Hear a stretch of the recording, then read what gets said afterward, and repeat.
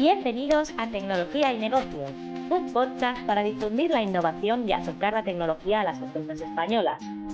En él nos acompañarán expertos en distintas áreas tecnológicas, empresarios y dirigentes de distintos sectores para divulgar los aspectos clave de la revolución digital en los negocios.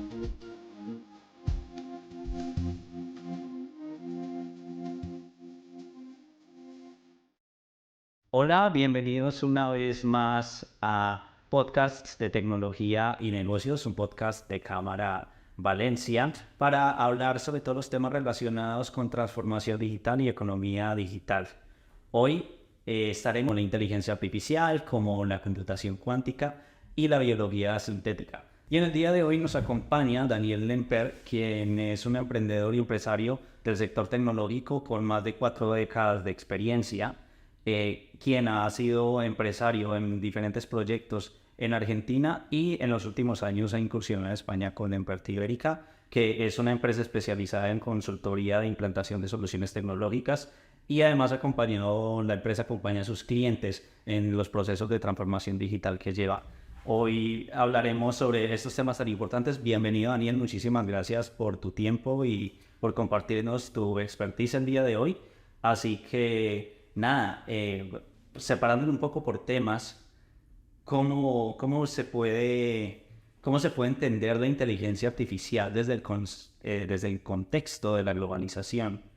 ¿Y cuál sería su impacto? O sea, ¿cómo se puede decir que es una heredera, parafrasearlo un poco, es una heredera en el sentido de la globalización? Bueno, en primer lugar agradecerte la presentación y la oportunidad que nos brinda la Cámara de aprovechar este espacio. Y nada, te cuento que nosotros desde hace muchos años, como mencionaste, trabajamos primero en Business Intelligence, luego en Big Data, luego en Data Analysis. En resumen, todo lo que tiene que ver de análisis del dato para poder suministrarle a las empresas alguna ventaja competitiva y alguna mejora de su performance. Por lo tanto, nuestra contraparte siempre no fue tanto la gente tecnológica, sino el nivel de management, la gente del negocio. Sí. Por eso quiero abordar inteligencia artificial un poco, no desde el punto de vista tecnológico, sino desde el punto de vista macro, así que me sirve la pregunta que tú me haces, porque entiendo la inteligencia artificial como que está cerrando una etapa que se abrió con la revolución industrial. Sí. La revolución industrial, ¿qué significó? Significó una migración masiva de gente del campo a las ciudades, el desarrollo de la industria y los ejércitos requerían muchísima gente. Esa gente tenía que tener un nivel de formación básica y tenía que tener un nivel de salud básica. De esta manera surgieron la salud pública, surgió la educación pública, se desarrollaron las universidades, se creó el concepto de Estado-Nación, aparecieron los partidos políticos, aparecieron los sindicatos representando a las masas trabajadoras.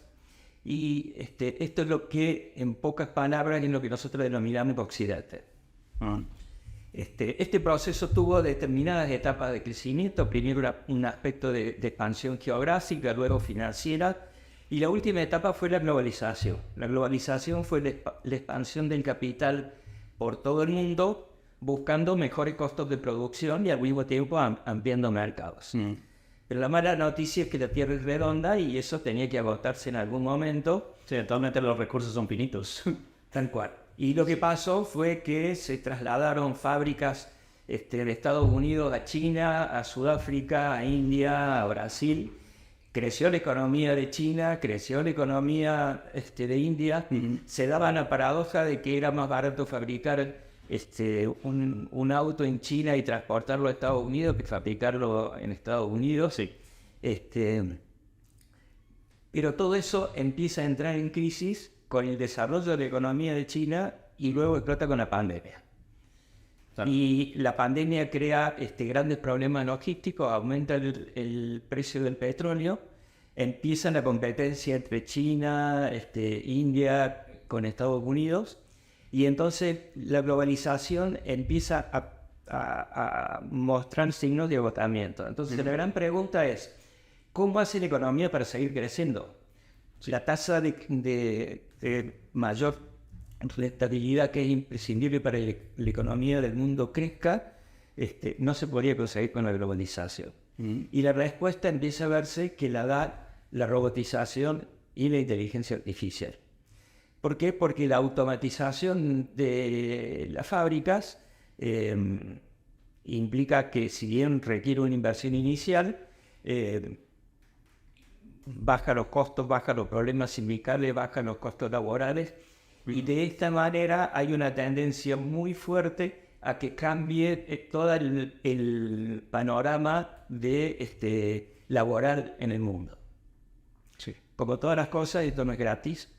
Entonces se generan una serie de problemas. El primer problema es que se avisora una desocupación muy importante. Y se empieza a ver que si dentro de las fábricas y dentro de los ejércitos ya no es tan importante la presencia masiva de personas. Hoy, como se ve en la guerra de Ucrania, más que gente, lo que se pide son drones. Sí, exactamente. Y en la fábrica hay más robots que personas. Entonces lo que empezamos a ver es que se debilita el presupuesto del Estado para salud pública, se debilita el presupuesto del Estado para la educación pública, empieza a haber problemas con el mantenimiento de las personas retiradas.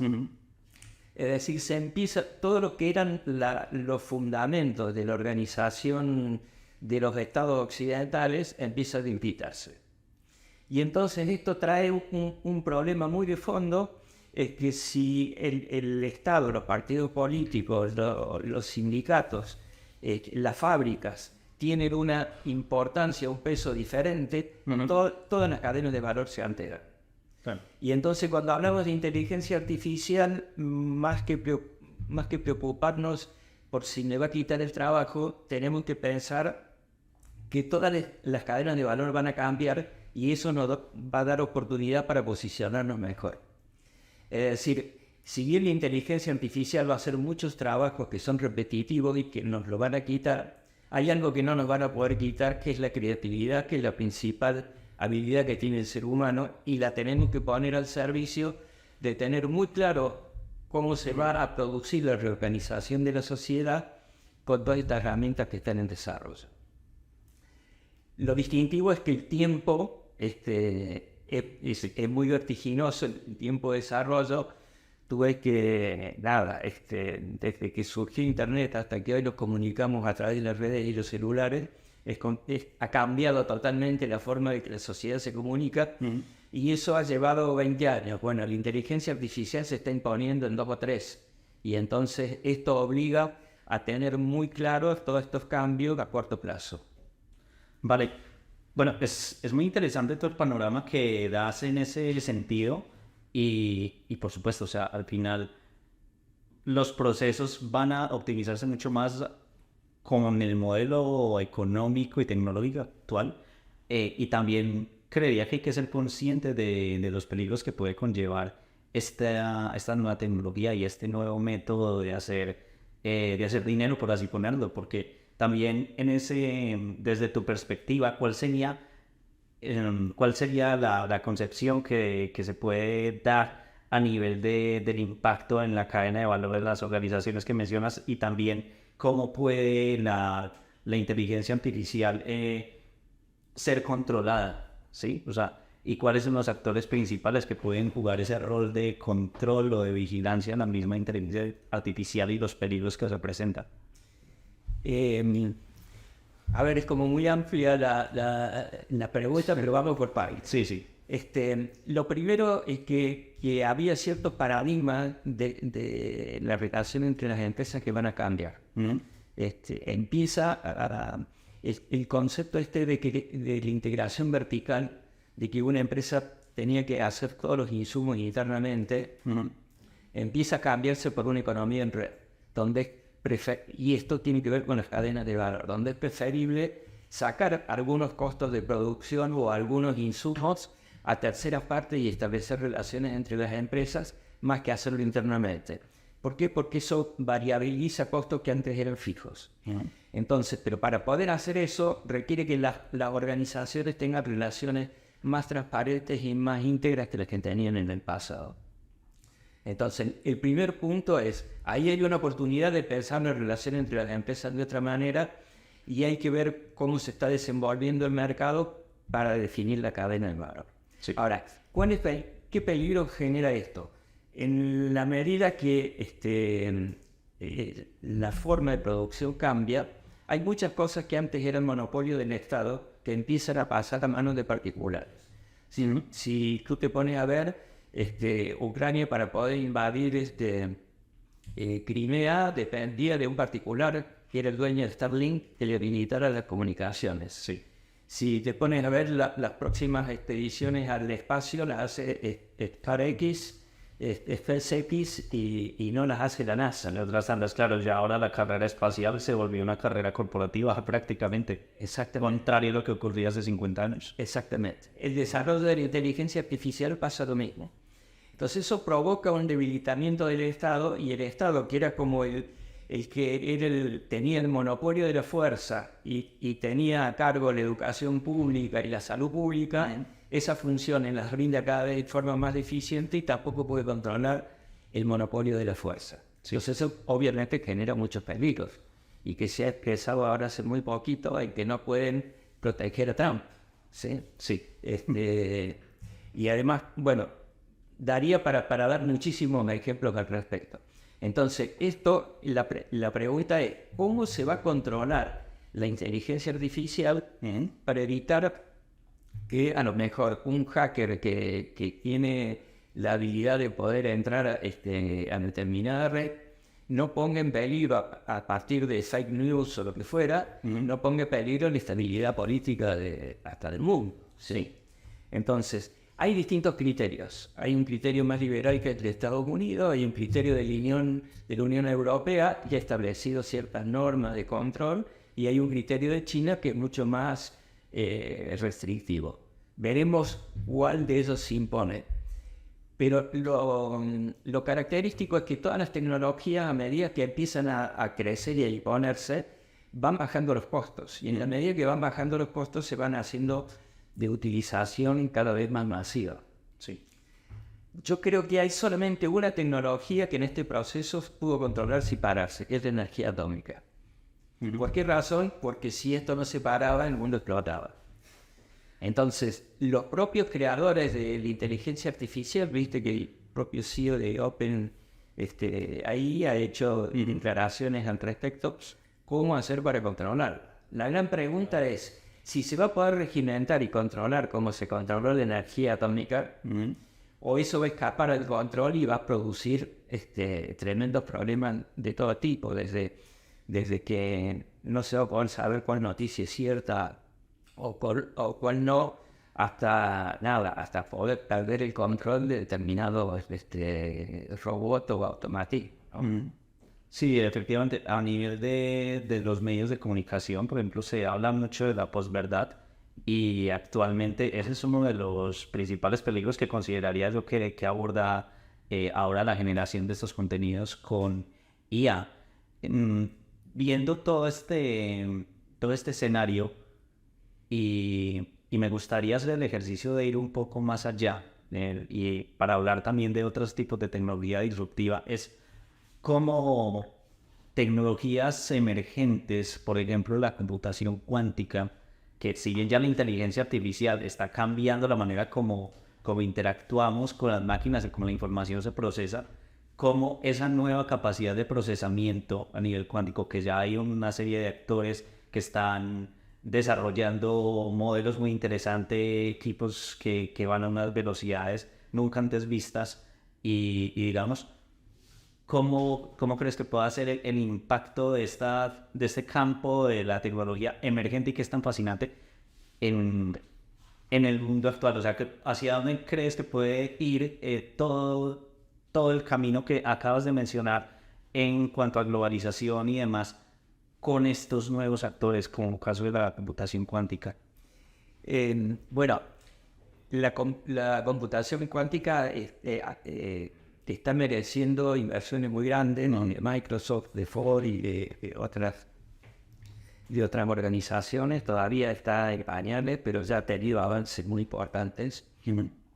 Los tiempos de procesamiento de la computación cuántica no tienen nada que ver con la computación normal.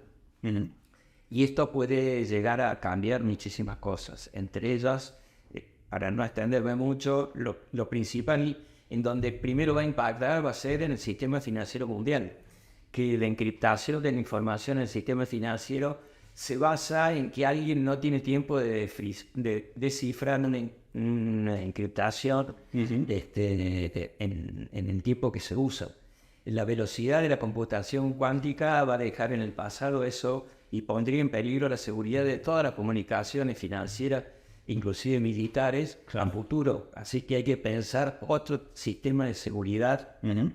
Bueno, va a cambiar muchísimas cosas. Así como va a cambiar eso, también va a ayudar al proceso de investigación de enfermedades, de generación de medicamentos y otras cosas que hoy en los tiempos de desarrollo de la computación no da para procesar algoritmos y que en el futuro se van a facilitar. Así que eso, si bien todavía está en proceso de desarrollo, hay que seguirlo muy de cerca. Y cuando uno piensa una empresa a lo mejor a 4 o 5 años vista, tiene que pensar cómo va a estar impactando eso a futuro. Si tú dices, estoy creando una fintech a futuro, no puedes perder de vista qué puede llegar a impactar la computación cuántica en eso. Lo mismo pasa con la biotecnología. La tecnología más antigua del mundo es la vida. La vida genera energía para mejorarse, para curarse, para hacer la selección de la que habló Darwin con mucha lucidez. Sí. Pero esos procesos llevan millones de años. Lo que ha habilitado tanto la inteligencia artificial como la biología sintética es que esos procesos se pueden reproducir en un poquito tiempo. Entonces, a partir de un proyecto gigantesco que fue el genoma humano, que permitió secuenciar el ADN, luego surgieron una serie de inventos, porque acá estamos hablando de capas de tecnologías nuevas que se ponen, la posibilidad de editar el genoma humano. Y a partir de ahí se abren infinitas posibilidades. Ya hay curas para el cáncer, para la leucemia, que se hacen en base al manejo del ADN. Se han logrado en algunos casos que personas ciegas recuperen la visión. Se han mejorado muchos alimentos como el trigo. Se están trabajando en que algas absorban monóxido de carbono del aire, que se pueda depurar el agua. Entonces, poder trabajar con la biología sintética es una tecnología que, unida a la velocidad que favorece la inteligencia artificial, juntas pueden tener una perspectiva de desarrollo impresionante. Claro. Ahora, 2 minutos y te dejo. Vale.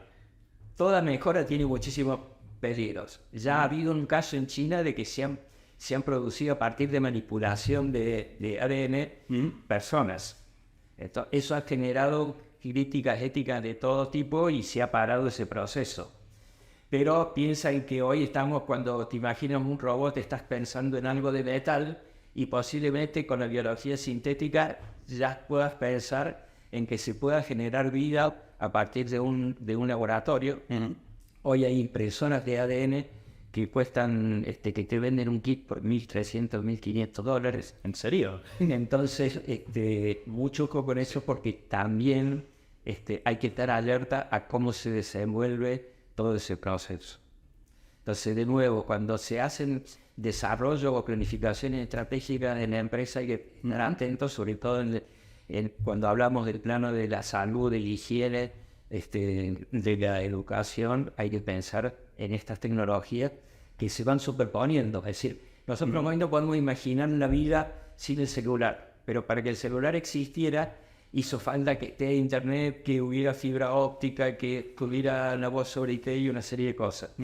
Cuando se superponen a una velocidad increíble, tiene el resultado del celular que hay hoy. Con la biología sintética está pasando algo similar. Sí, exacto, porque, a ver, haciendo un pequeño repaso sobre todo el tema de desarrollo en ingeniería genética, o sea, estamos hablando que se descubrieron las cadenas de ADN en los años 60, si no estoy mal. Luego el proyecto de genoma humano empezó sobre el 97, 98, si no estoy mal, donde se decía así, esto va a ser la caña dentro de 30, 40 años. Y ya estamos en el punto en donde hay tecnologías como CRISPR y esto que permite editar secuencias de ADN, o sea, que básicamente, o sea, la aceleración de la tecnología en esta materia, sumado a las herramientas diagnósticas también que ya existen con la inteligencia artificial actual, más la capacidad de procesamiento que puede darse con computación cuántica, es que, o sea, lo que viene es un crecimiento exponencial en un montón de tecnologías, porque al final no todo, o sea, esta generación solemos ser muy fatalistas, o sea, vemos siempre la inminencia del fin de los días, pero también hay un montón de herramientas que nos van a hacer la vida mucho mejor. Entonces, viéndolo también desde esa perspectiva, o sea, ya siendo un poco más optimistas de cara al futuro, es con ese contexto cómo se puede llevar, por ejemplo, a cabo a la vida diaria, por ejemplo, en los modelos de negocio actuales, como por ejemplo podría una pequeña, mediana empresa, digamos, como acogerse a esa ola, a ese espíritu y empezar a desarrollar productos y servicios asociados a, pues digamos que con tomando provecho de ese tipo de tecnologías que puedan llegar. Está buena la pregunta. Mira, nosotros habíamos, como te comenté, trabajamos mucho sobre el dato y en función de eso desarrollamos herramientas para que favorezcan la gestión estratégica de las empresas. Entonces, en función de eso hemos creado una metodología donde trabajamos con una serie de vectores. El primero es el análisis estratégico de la empresa, a qué cadena de valor se integra, sí. Y qué está haciendo la competencia, analizar casos de éxito y analizar cómo está parado y cómo se quiere posicionar de cara a estas nuevas tecnologías. Un segundo eje es analizar la composición y el organigrama de la empresa, la composición de las personas, qué competencias tienen, qué relaciones internas hay entre los distintos sectores para ver si está preparada para un proceso de innovación. Sí. El tercer aspecto es analizar su proceso, porque para un cambio estratégico necesita adaptar un proceso. Los procesos generalmente están diseñados para defender el statu quo. Entonces ahora hay que pensar en procesos que favorezcan el cambio. Claro. Y finalmente hacer un inventario de cuáles son las herramientas tecnológicas que tiene para poder acelerar estos cambios e integrar de manera diferente. Si te pones a pensar en la paradoja de la inteligencia artificial, que fue creada por programadores, y hace 2 o 3 días hubo una declaración del CEO de NVIDIA, que es una de las empresas señeras de inteligencia artificial, que dijo que en 4 años no va a haber más programadores.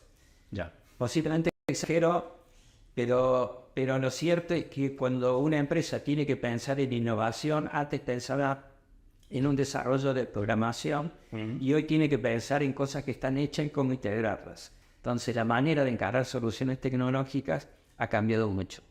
En inteligencia artificial, que no es un proceso nuevo, en realidad se popularizó ahora. Claro, o sea, siempre se ha creído que es algo que viene de finales de 2021, cuando modelos de aprendizaje han existido ya desde hace varios años. Tal cual. Entonces la pregunta es, los algoritmos están. La pregunta es, ¿a dónde están y cómo los integro? Sí. Pero no hay que estar pensando en inventar la rueda todo el tiempo. Entonces los procesos de desarrollo tecnológico o las funciones de las empresas tecnológicas también van a cambiar mucho. Entonces, para resumirte esto, en una pequeña empresa yo lo encararía para decir, bueno, ¿a dónde está yendo el mercado? ¿Cómo estoy posicionado? ¿Cómo me quiero posicionar? ¿Cuáles son los casos de éxito más importantes, que los casos más relevantes, para mencionarte algunos, podría decirte la Wikipedia o Linux, que son procesos que antes existían con un concepto de integración vertical y que se crearon a partir de colaboración y de una economía en red, como fue el Linux, que surgió de una universidad, o la Wikipedia, que tiene 200 personas, pero genera una economía desde miles de millones de dólares. Entonces, es como un paradigma distinto. Y entonces, ¿cómo lo aplico a mi empresa?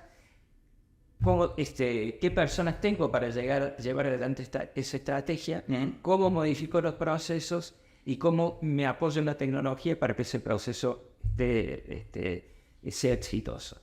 Hay que pensar que las universidades y la educación se ha creado para mantener el statu quo, y en este proceso de cambio tan vertiginoso no siempre tienen la velocidad para adaptar a los cambios y para proveer al mundo de la economía de las personas formadas en este sentido. Entonces, cuando tú piensas en estos cambios, tienes que pensar que a lo mejor te tienes que hacer cargo de formar tu propia gente, o es más, a lo mejor te puedes hacer cargo de crear una institución que con mucha agilidad ayude a formar gente para aplicar estos avances tecnológicos. Vale, la verdad es que, bueno, con todo lo que mencionas y estos temas, que cada uno es que nos daría para un podcast o varios, realmente, o sea, el panorama por un lado, o sea, tiene sus dificultades que va a presentar, porque al fin y al cabo tendemos a buscar, pues siempre van a existir peligros como social, porque al final no vivimos en una utopía. Y bueno, o sea, que al final estas tecnologías van a ser lo suficientemente accesibles, más de lo que son ahora, y que bueno, o sea, lo que viene a futuro es bastante prometedor, y que es que realmente creería que estamos viviendo una revolución, y que estos avances actuales o sea, definitivamente van a marcar la historia. Yo, bueno, o sea, me sabe un poco mal, pero estamos cortos de tiempo. Y sí que nos gustaría en el futuro poder ampliar estos temas muchísimo más. Y agradezco mucho por tu tiempo, por compartirnos todo tu conocimiento y comentarnos todos estos temas tan relevantes, con un montón de datos que no sabíamos. Y bueno, nada, nos vemos en una próxima ocasión. Agradecemos también a todas las personas que estuvieron conectadas el día de hoy, y esperamos una próxima edición de podcast de tecnología y negocios. Nuevamente, muchas gracias, Daniel. No, me agradecido soy yo, y nada, quedo a disposición. Obviamente, la idea fue sensibilizar sobre estos temas, y bueno, el que esté interesado, nada, con todo gusto poder ampliar y profundizar en lo que haga falta. Vale, muchísimas gracias, Daniel. Gracias, buen día, hasta luego.